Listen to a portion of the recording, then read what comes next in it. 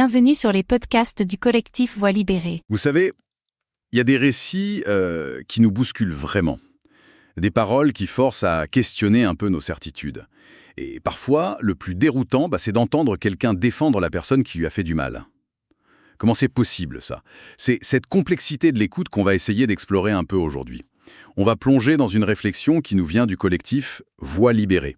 Une réflexion nourrie par des échanges avec frère Dismas, un moine. Leur travail porte sur l'écoute des témoignages dans des contextes d'abus, en particulier dans l'Église. L'idée, c'est de comprendre un peu les pièges de cette écoute, la réalité de l'emprise psychologique, et puis pourquoi une écoute vraiment formée, attentive, c'est crucial. Alors, allons-y. Frère Dismas, justement, il met le doigt sur une première difficulté. Il dit que certains témoignages sont confus, parfois même déformés. Et ça, involontairement, ça peut brouiller les pistes. Ça peut même donner des arguments à ceux qui voudraient nier ou minimiser les abus subis par d'autres.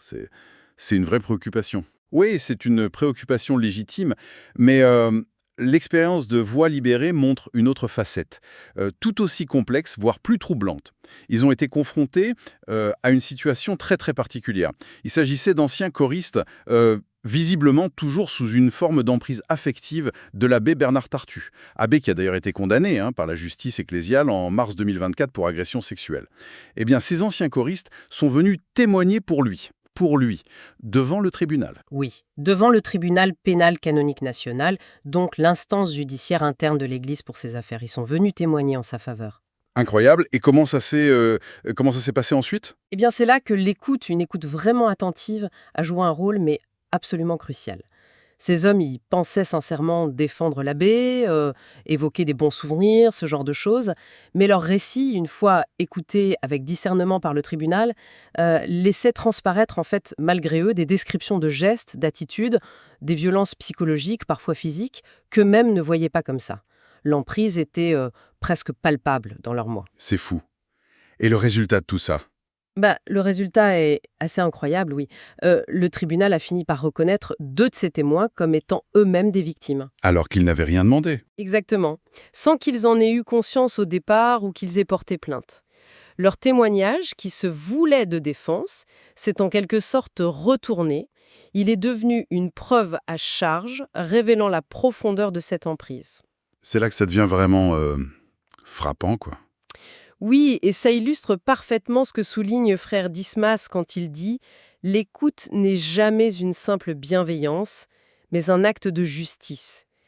Écouter vraiment, ce n'est pas juste accueillir les mots tels quels, c'est discerner ce qui se cache derrière, même dans les contradictions, même quand la personne défend son agresseur, justement. La souffrance qui est là, même si elle est dite indirectement, elle est réelle, et elle demande à être entendue, justement. Avec justice. Mais ça demande une compétence d'écoute très, très fine.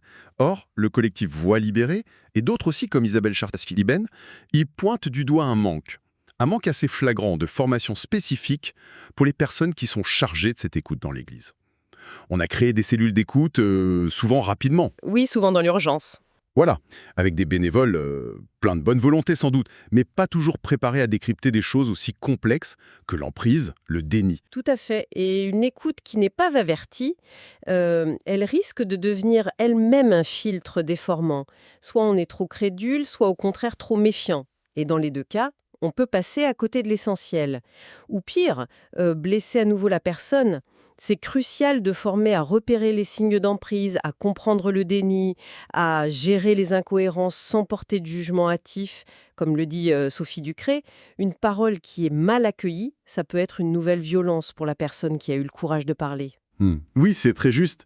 Donc cet appel de Voix libérée à faire de la formation à l'écoute une priorité absolue, ça prend vraiment tout son sens.